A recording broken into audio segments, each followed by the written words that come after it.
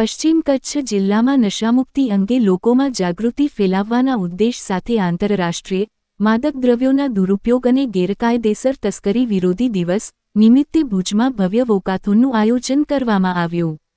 Police મહાનિર્દેશક CID crime અને railway ગુજરાતની સૂચના તેમજ સરહદી રેન્જના પોલીસ મહાનિરીક્ષક ચિરાગ કોડિયા અને પશ્ચિમ કચ્છના પોલીસ અધિક્ષક વિકાસ સુંડાના માર્ગદર્શન હેઠળ યોજાયેલા આ કાર્યક્રમની શરૂઆત ભુજના જ્યુબિલી ગ્રાઉન્ડથી કરવામાં આવી હતી.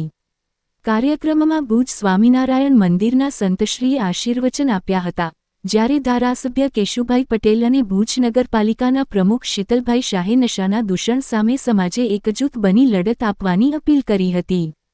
ત્યારબાદ નશીલા પદાર્થોના દૂષણ અંગે જનજાગૃતિ ફેલાવતા બેનરો અને સૂત્રોચ્ચારો સાથે વોકાથોન જ્યુબિલી ગ્રાઉન્ડથી કચ્છ મિત્ર સર્કલ, ભુજ બસ સ્ટેશન અને લેક વ્યૂ હોટલ સુધી યોજાઈ હતી.